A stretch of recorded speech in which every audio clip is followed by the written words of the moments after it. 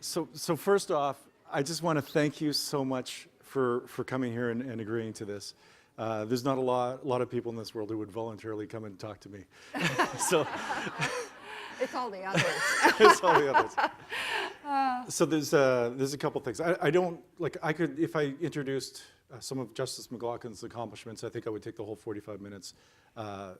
There's one. She was the Chief Justice of the Supreme Court of Canada for 17 years, longer than any other Chief Justice in the history of our country, right?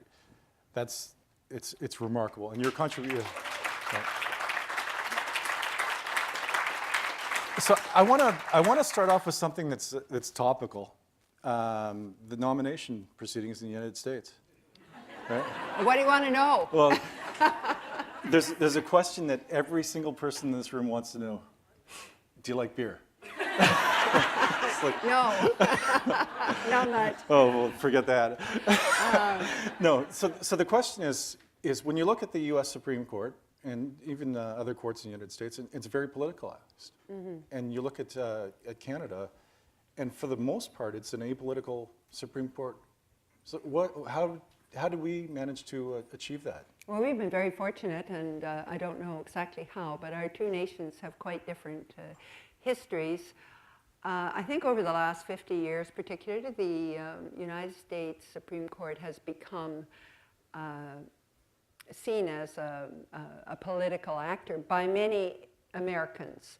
And it started off, I think, with groups who were very zealous on certain issues, like moral issues like maybe gay rights or birth, abortion or something like that. And they started getting racism, that kind of thing. And they decided that after Brown versus Board of Education, the great desegregation decision, that they had to do something about the court, because that was the one area where things they didn't like were coming from, and that was the liberal Warren Court.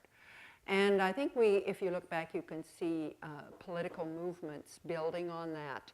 And it's a very long and complicated story, and I may not have it quite right, but I think that my impression is that over time these efforts paid off, and people started voting for candidates on the basis that they would put the right kind of judge into place. And when that started, political parties took it up to when you got to a point when 15, 20 years ago, people thought the most important thing about a presidential election, because the president has the nomination power, was to get a president who would put the right kind of judge in for your particular values. And I think it applied to both parties. And literally, races were fought on this. And the second most important thing was to get the right people in the Senate so you would get endorsement. And then we had hearings becoming very politicized. You had, it's a verb in the United States now called borking. But back before the 1960s and 70s, there was often very little scrutiny of the judge. The Senate just looked at the nominee of the president and said, is that person a reasonably good jurist, and does any obvious problems with character or background? If not, then they would approve that person, often without a hearing. And we had Robert Bork. This is getting too long, but anyway, I'll wind it up. So what about this in terms of like the standards? Like if you look at the Democrats from that process, they said it's a job interview. So if you have any doubt about whether this person did these things or lied about it, then why hire him? Yeah. Or on the other side is reasonable standard or reasonable doubt standard. The Republicans, other senators are saying we should vote with their conscience. Like, what should the right standard be for? Well, the right standard it's the right question. It's not the right standard. To me, the question is, what is the right question you should be asking or the senators should be asking? And it seems to me the only question on the table is this a good candidate?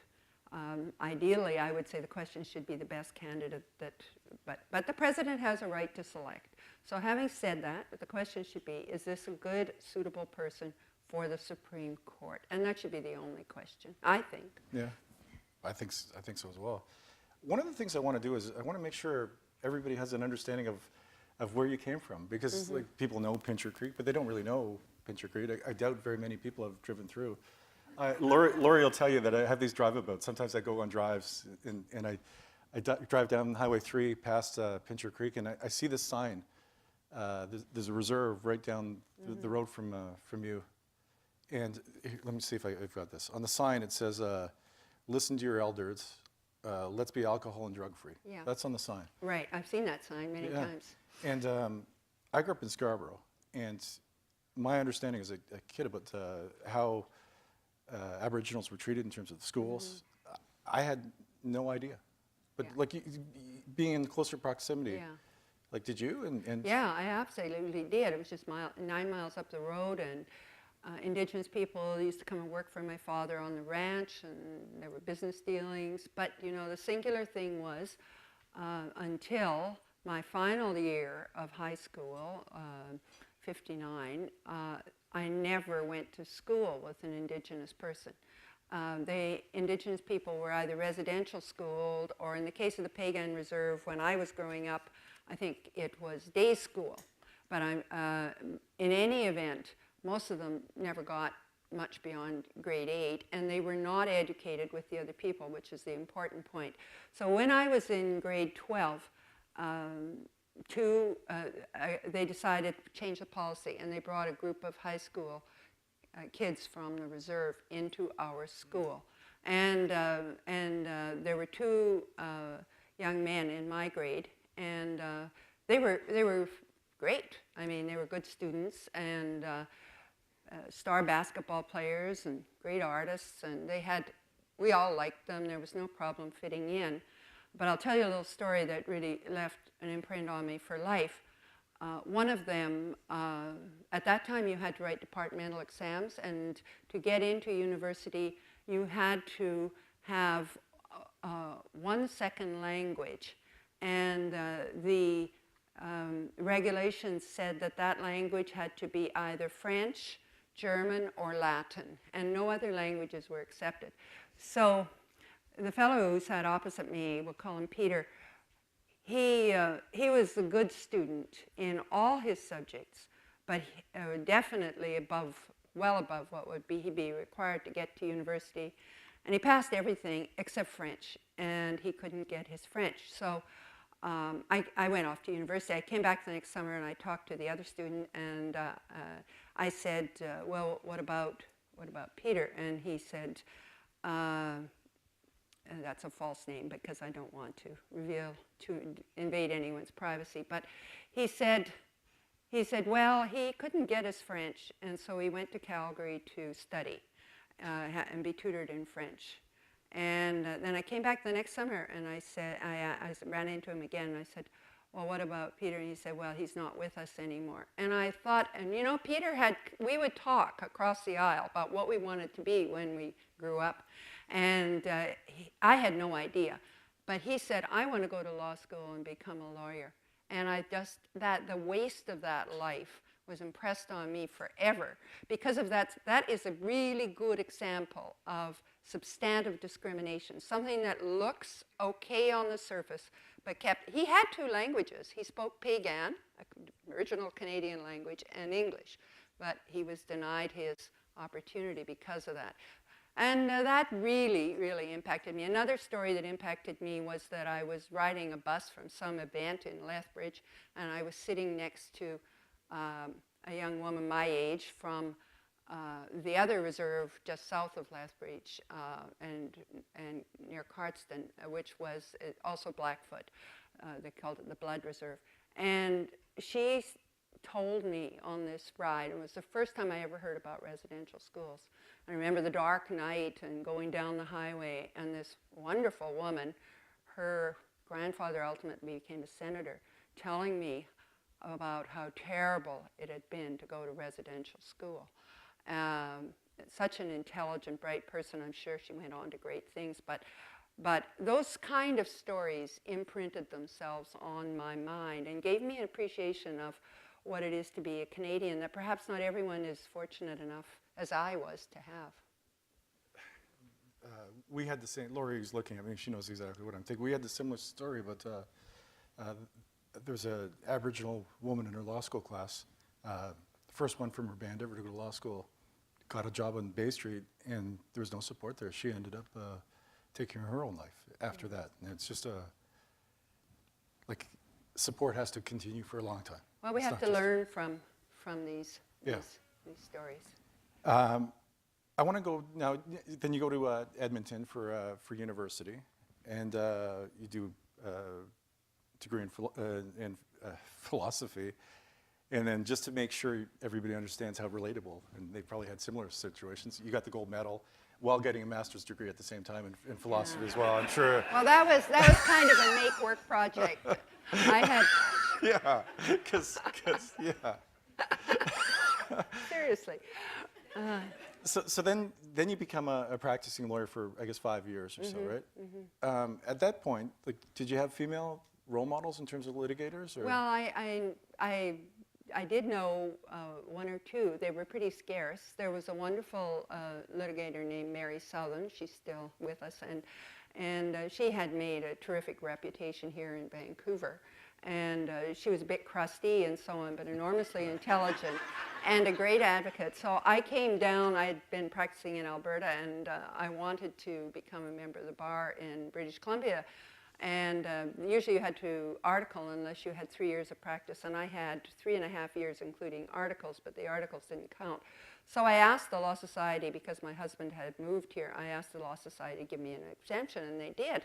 So I'm in the robing room getting ready for my call to the bar, and this woman I don't know, gray hair, severe expression, walked over to me and said, "Well, you must be Beverley McLachlin. I'll have you know I did not vote for you." And so that was my introduction to the BC bar. So I thought, oh my gosh, is everyone going to be this inhospitable? So anyway, with trembling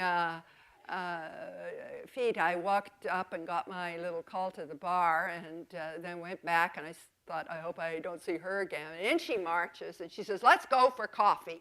Oh. And she did, and we had a wonderful chat over coffee. And from time to time, after, we would occasionally have a little motion or something against each other, and she would always say, "Let's go for coffee at the Georgia." And we would. And so I thought that she was reaching out to me but you know, there weren't very many. No. This was the problem. There weren't very many of us. So. And they were, like, my experience, like, when I came on, like, we had a first generation of female IP litigators, like Joan Clark, like substantial contributions, but they were very, very tough people. They had to be to survive the... I think so. Right. There was a hardening process that went on as you went through.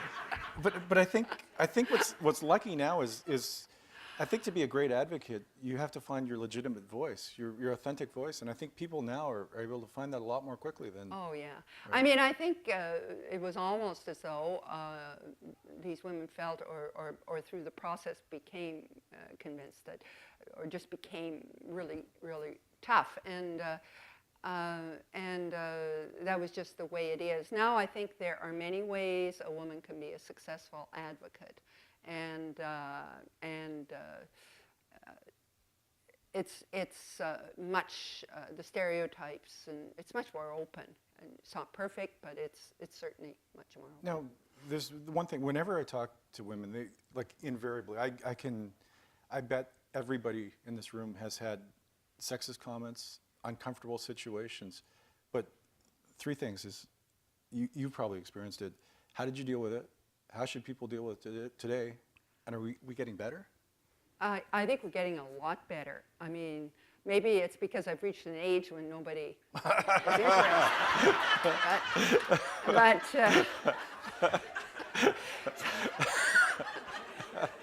but I don't know. You should ask some of the younger women. But I think we're getting a lot better, and you know, we're a lot more conscious of this now, and the consciousness in society of the need to respect women as human beings, instead of something else, is growing all the time. That doesn't mean there aren't exceptions. It doesn't mean that Some people might act inappropriately. So I think we're getting better. What did I do when it happened to me? Two different things. In the early years, I would just try to ignore it and get away and carry on because, you know, I figured I have to be a lawyer. This is the world. I'm not going to change the world overnight. I can't really blame these people, I guess. I never had anything terrible happen to me, by the way. I didn't have some of the things like the horror stories that are coming out of me, too. But just casual comments and sexualized talk and that kind of thing. So I was lucky, first of all. But secondly, when those things happened, I just tried to ignore it because I felt I couldn't change it, and I wanted to move ahead, and that was just the way the world was. And later on, I started to speak to the individuals and try to do it respectfully and appropriately. But, you know, if you just won a big case and the whole group went off to lunch and they chose the Vancouver Club, and of course you couldn't come and you sat alone in the office, you get a bit mad. And when they came back, I would say, you know, I thought I was part of this team, and I'm really, really upset that you guys all went off. And there'd be, oh, well, we're so sorry, we never thought of it. And they probably didn't. It was just, you know, and so I think that was a good way to handle it, respectfully, and just saying, look, I don't like the way the game's being played,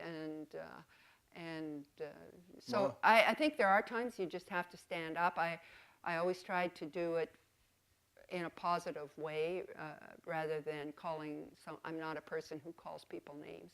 I've never done that. But try to say, look, what you did hurt me or excluded me or upset me. And I think you should know how I felt about it, and you can think about that. It's not like I'm quitting or I'm going to march off and tell the newspaper or anything like that, but you didn't treat me well. And most people I found, I worked with wonderful people too. I was really lucky. And I had male mentors who really helped me along in my career.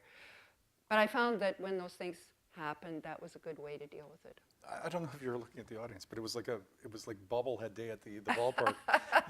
All the women are just nodding their heads, saying that it's a universal. It's a sad state that it's a universal. What you're saying is experienced by everyone. That's horrible. Mm-hmm. Like, people should be able to feel that they're safe, right? When they go to the office or when they're acting in a professional capacity, they have to be safe, because if they're not safe, then how can they contribute? Well, I never felt, you know, really unsafe, like something physically terrible was going to happen to me. I have to say, I know that does happen. Yeah, it does happen. Right. And that is a shame.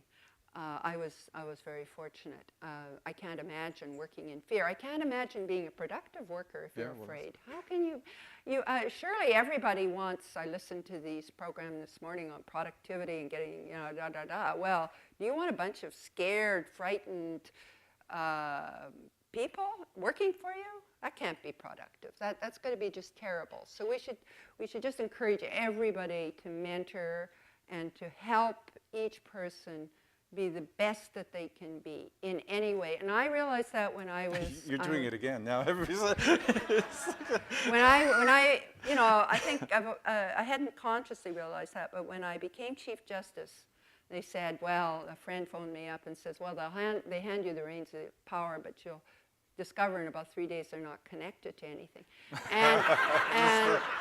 And so I thought, well, what can a Chief Justice do?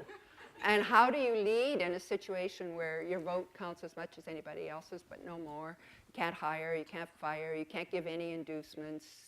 What do? And I thought about it, and I came up with one thing, and that is I have a little bit of administrative power, it's probably the wrong word, but influence.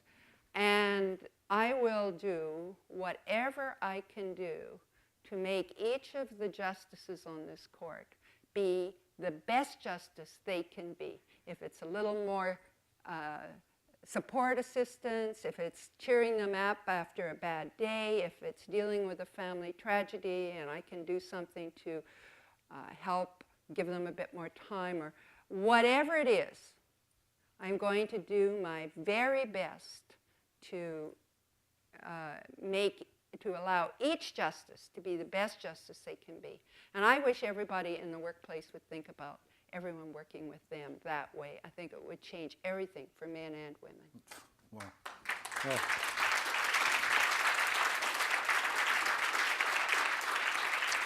So one of the things I want to ask you, because about this time, we were, just in terms of chronologically, we're up in, you're practicing as a lawyer, just before you're a judge, before you're a professor.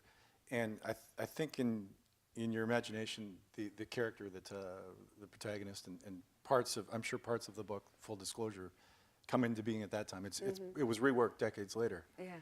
But how much of that character, how much of Jilly was Well, do you see yourself in the one you created? to me, she's a very different person with How different so? history and so on. But I don't know. Maybe there's a lot of me in her. What I've discovered when I was writing fiction is that, of course, every character comes out of the writer. The bad ones, the good ones, everybody. So you might as well ask why the villain is not like me. But I was going to ask that next. I'm the villain. But you know, that's part of the creative process. And a lot of the experiences I'd had as a lawyer and as a judge obviously fed into that. And people I'd met, and then kind of, I think that the main character, to answer your question, is a composite of a lot of different people I'd met in my imagination, and probably things I liked about myself, and I tried not to put too many things I dislike about myself in her. But she is a flawed character. So one of the things that was interesting for me was like, I don't know if you even know this, but there was like about 3 or 4 reminders to herself in the book to push her shoulders back as a sign of confidence. Was that something you did? Well, yeah. And, well, I mean, you just push. She's feisty, right? And she gets through things. And so that part is like me, I think. Yeah. And you have to put your shoulders back to do that. Yeah. That's interesting. So one of the things I will say that, you know, I noticed there's a submissive body posture that some people have. Some men have it, and a lot of women have it. So pushing your shoulders back, let's not do that. Is it pushing the shoulders back? Yeah, I guess so.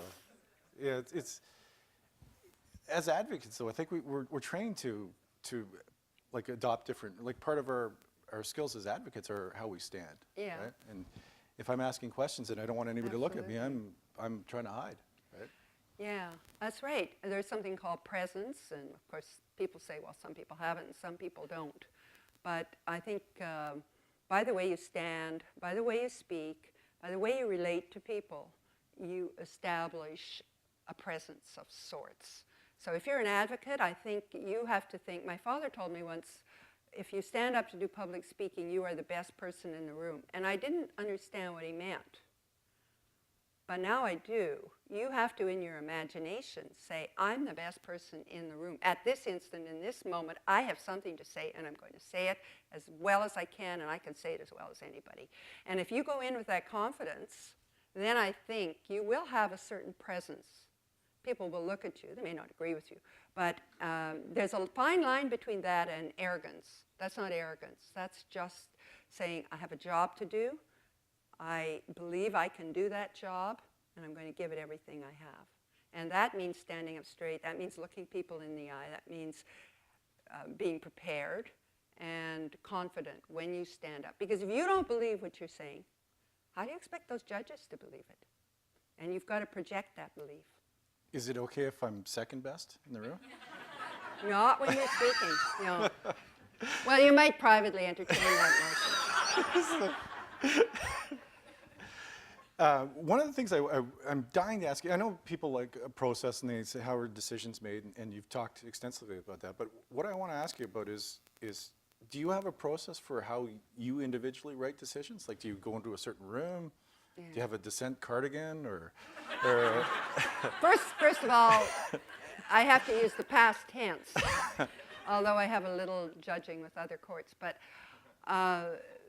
for me, it was always the typical was going to my computer and sitting down. But before that, I would often on a piece of paper kind of block out my thoughts and ideas and arguments, but in very rough form. And then I sit down at a computer. I was the first judge in BC to get a computer. Nobody had computers, so I bought my own. Brilliant. And I bought my own daisy wheel printer and no technician. But anyway, I said I just cannot live in this age, and that was the early 80s, without using the best equipment I can have.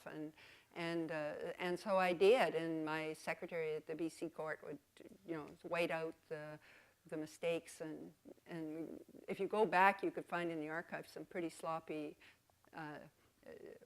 judgments in the sense of technical typing and a lot of whiteout on them. But I was using the machine, and then nowadays all judges have computers. I was the first one, they told me, at the Supreme Court of Canada to say, I need a computer. That was caused quite a revolution when I came in '89. New judge wants a computer. So I sit down, and one thing about having been educated in a tiny town is there were very few subjects you could take. So one of them had to be typing, because that's all they offered. So I knew how to type a little bit, which really helped. And so I write an outline. This is after talking and listening to all your colleagues if you're going to write, and then I think about it.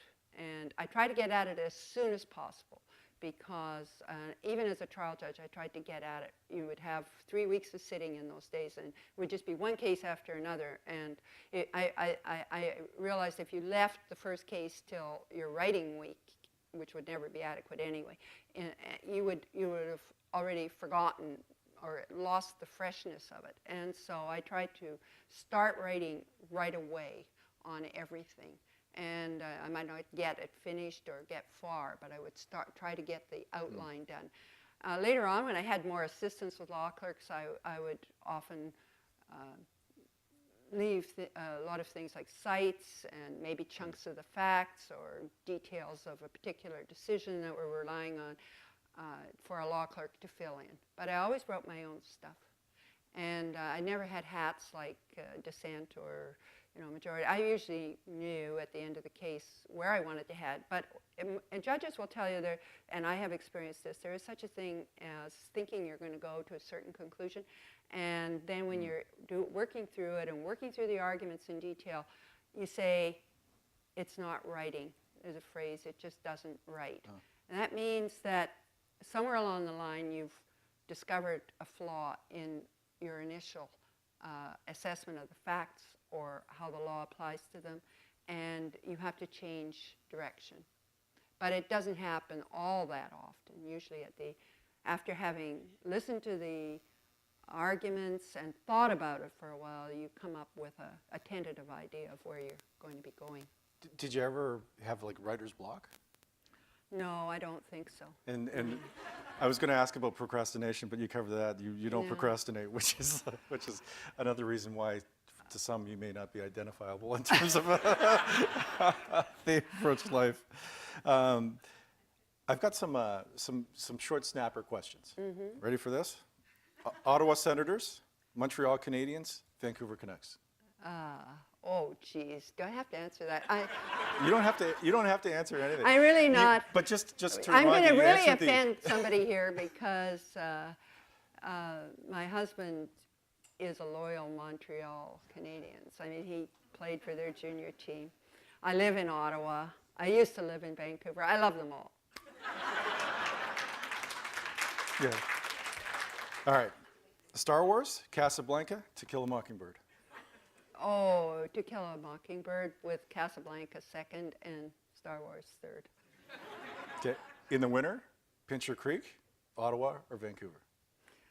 Oh, this is another I'm going to offend somebody question. I like winter everywhere in Canada. Canada doesn't have great winters, even in Vancouver. It rains a lot. But I think that's part of what makes us what we are. I love the Ottawa winters. Even though there are days when the temperatures are brutal, you learn to dress for it and get out. And winter in Pincher Creek was often cold, then warm, and always windy. So no perfect winters in Canada, I'm sorry. I drove through Pincher Creek on the weekend. I said that.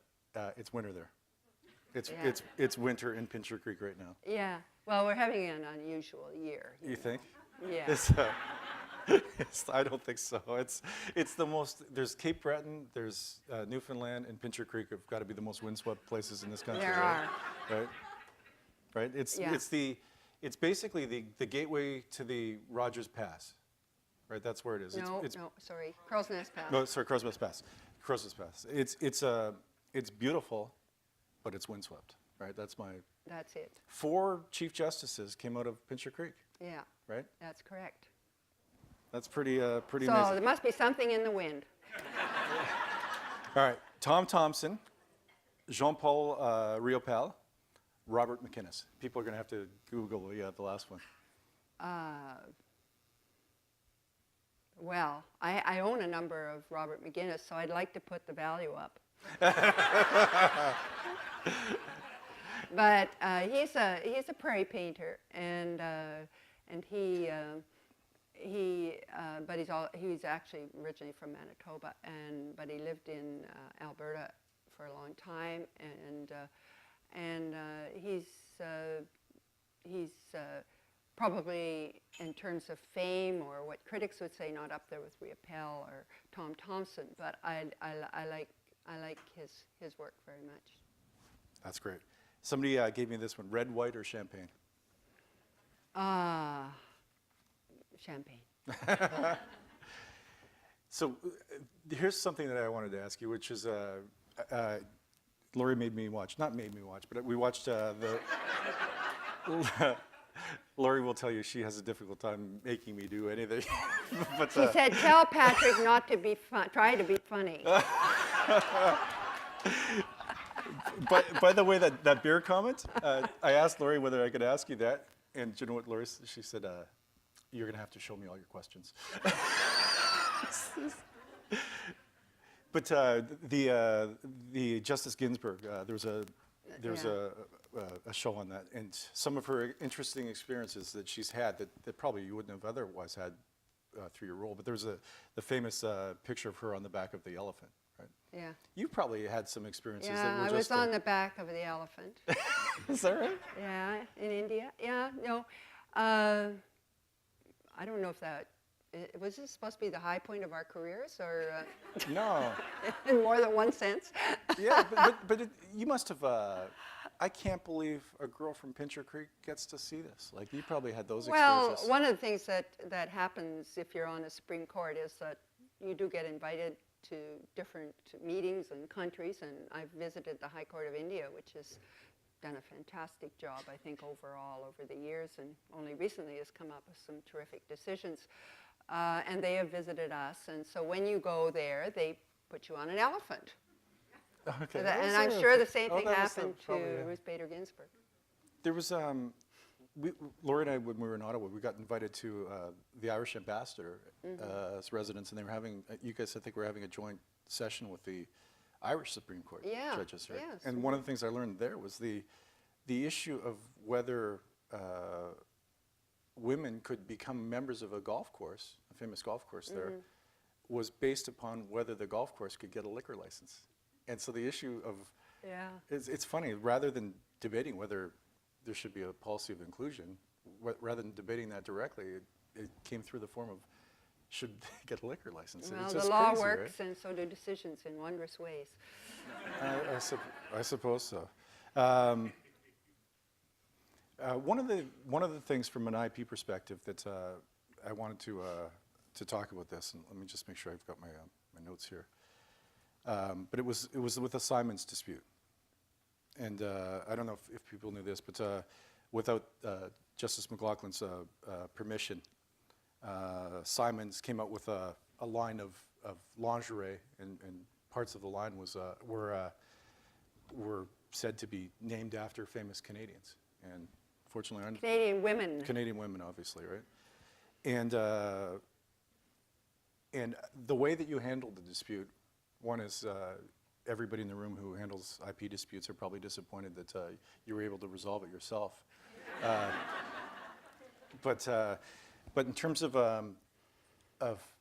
Do you want to tell people how you Sure. did that? And in terms of Cornerstone housing for women, was involved It had in a that. good outcome. So anyway, my husband and I, after a very hectic time, were taking a 3-week vacation in Europe, and I get an email from a former assistant at the court in Italy saying, I thought you might like to see this because when you get home, someone may ask you about it. And it was an article in the Ottawa Sun about Simon's new line of lingerie and what they called the Beverley bralette, with a full picture beside it of a woman who appeared to be nude except for this item of lingerie, much younger than I was, of course. And then they had chosen 6 women, Nellie McClung, Flora MacDonald, and a number of other famous Canadian women who were known for their intellectual, legal, and political contributions to Canada. And I'm the only one alive. And I thought, well, my first reaction was, well, this is really, really weird. But I thought, you know, I've developed a tough skin, and usually I just let stuff go and not make a big issue of it. But as I thought about it, it was really bothering me. So I emailed one of my former law clerks who's practicing in, and I hadn't decided what to do at that point, but I emailed Katie Black, and she's a wonderful young woman. Some people here know her. And she's practicing in Ottawa. And I said, Katie, I forwarded the article, and I said, last time I checked, you couldn't use somebody's name to sell your product without their consent. And I said, this is deeply offensive on a couple of other levels. Am I out to lunch? And she emailed back and said, you're not out to lunch. So within days, we got back and forth. Things are so quick now, and it's lovely. And I was on the other side of the world, but didn't matter. By the time I got back, that was Tuesday, by Friday, Katie had drafted. I said, I think I should do something. I want it to stop for my own sake, but also for the sake of the other 5 women who can't speak for themselves, that they should be associated in this sort of tawdry way after everything they did for Canada, to be remembered in a kind of funny way as on the name of lingerie, as if, you know, feminization, their accomplishments boil down to this. I said we needed to stop, and I said, secondly, I don't want anything out of it personally, but find a good charity, a women's charity, and if we can do something for that with it, fine. So we sent the letter to Simons and gave them a deadline for responding before we would start the action, a very short one, and their lawyer responded immediately, and so within a day or two, we had worked out a brief apology, but succinct, and apologizing and acknowledging the impropriety of this, which was published in online, all the online, their website and so on, and in the papers that had run the story. And they announced, and I give them a lot of credit for this. Mr. Simon phoned me personally, apologized, or he wanted me to phone him, and I phoned him, and he personally apologized. And I said, look, I'm not, and he said, well, you'd like us to do something for charity. I said, well, we'd like to do something. I said, fine. I said, I'm not going to get into what charity, although I've given you a suggestion, that's Cornerstone Housing for Women, or how much, but you do the right thing. So I was very, very pleased. They, within, I think, a period of hours, announced that they were going to give $100,000 to the Cornerstone Housing, which had a campaign on for $300,000 to provide housing for women living in poverty with children. And I think it was, this has been announced, and I think if I got the numbers right, it will provide living units for 24 women and their children, which I think is wonderful. And I'm so pleased with how it all came out. I think, yeah, it's remarkable. In terms of, like, obviously your work is on the court was an ongoing thing. Was there one area of law that you said, boy, I wish I had have had one more shot at a case in that field? Oh, well, I'm still suffering when I see the interesting cases coming before the Supreme Court of Canada. I was wondering about that. I saw you at the back with the Yeah. defamation one. And I was listening to the last panel, and I thought, geez, too bad I never got my hands on one of those cases. But there you are, life passes, and I'm doing other interesting things. So thank you so much. Okay, great. Thanks so much. We are so appreciative of you showing up here and just spending time with us. You're a great inspiration from everybody in this community. So thank you. Thank you. Thank you for coming. Yeah. Thanks so much.